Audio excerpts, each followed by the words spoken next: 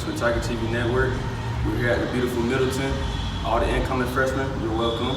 All the returning seniors, everybody else, all the classmen, we're glad to have you back.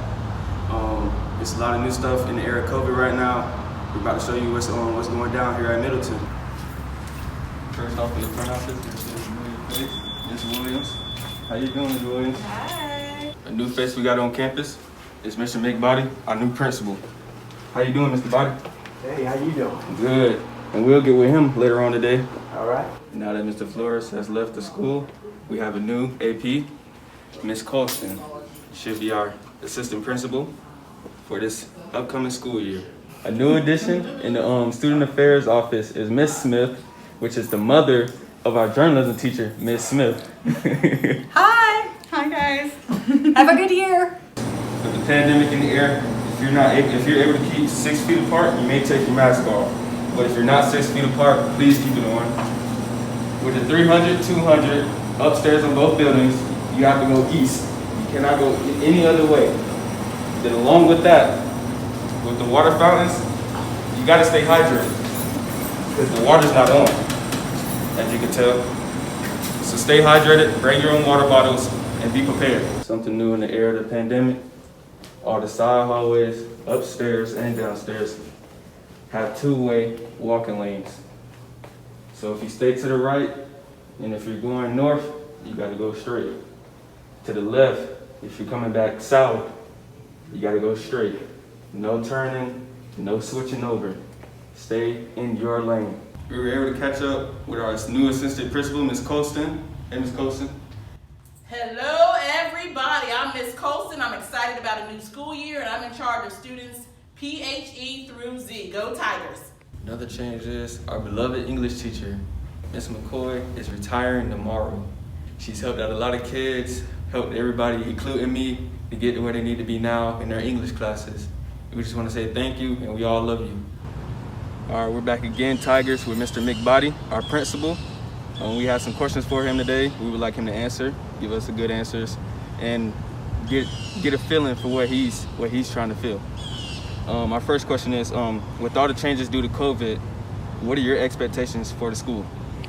Well, actually, my expectations won't change as far as school achievement, as far as what we do academically, as far as what we do systemically as a school. COVID has, I think, changed the way we operate and gave us some different procedures and some different policies that we have to mingle in with what we're doing. But as far as my expectations, we're defining the why this year. So as we look to define the why with all of our students, that won't change. COVID won't change that. So expectations are that we achieve. Every student achieves. We look to gain in areas where we haven't gained. We look to sustain the areas that we have done well in, and to just be an all-around, a better school in all that we do. How will we operate during lunchtime? Lunchtime.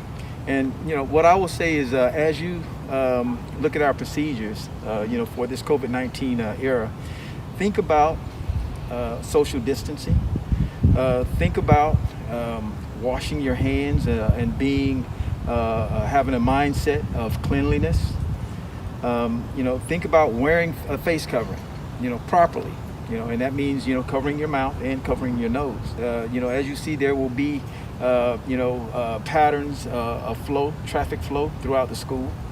There will be different ways we come and go. There will be different procedures in place, in the cafeteria. But everything, again, is, I think, linked to that simple notion of social distancing and then and cleanliness.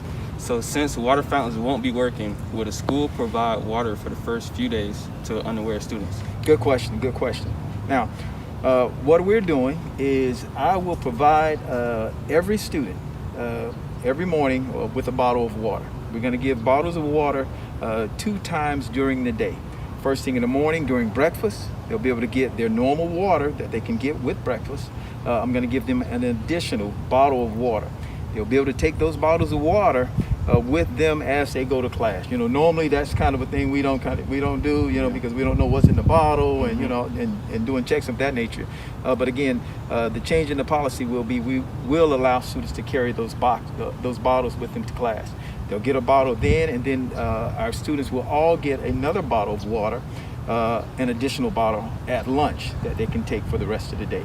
So, you know, right off the top, you know, we're providing 2 additional bottles every day that the students can take with them in classrooms. What are your plans for the sports teams? Sports teams, hey, my plan is that we win. You know, hey, for years I've been an athletic director. Everybody knows that. So, you know, I'm heavily involved in sports. I'm heavily involved in everything that goes on with every student in our school. You know, clubs, sports, you know, academics, you know, everything. You know, if it's got a student tied to it, I'm heavily involved. When it comes to sports, the games, the players, the participants, there's not going to be much change with them. The biggest changes that you're going to see in sports now are going to be the amount of people that can watch the games. You know, for instance, now students will be able to get 4 tickets per player to go to a game. You know, when you go to the game, you won't have 2 bands. You have 1 band, you know, for football. And all the other ones that require or, you know, have, say, cheerleaders and things of that nature will only be at the home team. You know, so there won't be any traveling, so we can, you know, we can minimize that. We'll be minimizing who's on the sidelines. You know, all those sideline passes and all those different people. Right now, you have administrative staff, coaches, and the team, and that's it. There won't be any tickets or money exchanged at the gate, so you can't come to the gate and buy a ticket. All your tickets will have to be, they will be pre-sold. You'll already have that. They'll just scan it on your cell phone when you're coming in. You know, so, you know, no money exchange. Same thing with concessions at any game. You won't be able to get you a nice cheeseburger fried up nice off the grill. Everything's gonna have to be pre-packaged. So we can get it pre-packaged and sell it that way. That's the way it's gonna be. You know, it's gonna have to be sold that way. And then it's gonna be card uses. You know, again, minimizing the exchange of money. Again, that's that contact thing. So what happens if a student or teacher starts to feel sick while on campus? Hey, if you feel sick, you know, pretty much that process doesn't change. You know, you feel sick, you go to the nurse. You know, now the protocol after you go to the nurse will change a little bit, because if you feel sick and you now have a temperature, or, you know, you sit and, you know, we feel that you're exhibiting signs and symptoms of COVID, you know, now you gotta, there's a process to follow. You know, signs and symptoms, you know, say now, you know, you could be out quarantined for, 14 days it is now for signs and symptoms of it. Again, if you get a positive test, it's only 10 days. You know, so there's just things that will happen, you know, in response to the signs and symptoms. The signs and symptoms, you know, that you display, you know, if you're having a problem. So again, if you get sick in school, you know, we're going to ask that you go to the nurse. We have a COVID commander on site. We have an isolation room on site, and we would just use those things, you know, as necessary to minimize the spread or the effect of, you know, anything that could be contagious, you know, if it is COVID-like. So we understand that that temperatures of teachers are taken as they're entering campus. Right. So what if a teacher temperature starts to, Okay. it looks arise, Right. Okay. or not right while they're on campus? What happens to that class? Okay. Now that's going to be pretty much the same procedure as it's always been. Okay. Difference is, you know, that teacher with the temperature won't be allowed to go to the class. You know, once we identify that person at the gate or at the entry point, they're going to be dealt with at that moment with our medical staff, with the nurse, and then we'll see, you know, where we have to go with that. As far as the class goes, the class will be either dispersed, or we'll get coverage, you know, from that same from the same subject area, you know, that same PLC. They'll get together. They'll either cover that class or we disperse the class. So, you know, again, that process doesn't really change. You know, the key there is that we have identified the teacher before, you know, she's actually in the class. You know, then, you know, there's that will, you know, there's a whole cascade of things that kind of happens after then. If there's contact, now we have to look at, was there social distancing? Did she have, prolonged contact, which right now we define as like more than greater than 15 minutes, with anybody. Who was she within 6 feet of? All that kind of contact tracing, it has to happen to see who was involved, how much of who was involved, to see then what we have to do after then, to see who else is involved with it. Yeah. So again, hopefully we catch it at the door, and then it doesn't affect anything that's already on campus, and then we just deal with the person and helping them out, and then you're looking at possible quarantine, from that point, with the teacher. What would a dismissal process look like? Dismissal, okay. Hey, think about this. Right now, where our school is we're going to have traffic flowing one way. Okay, you have the 200 building, the 300 building, everything moving from south to north. Okay, think of it that way. So it's one-way traffic. Everybody has to go in on the south side, and then as everything moves, goes to the north side. Now, where we're gonna exit every day is we're gonna have what I call controlled release. Controlled release.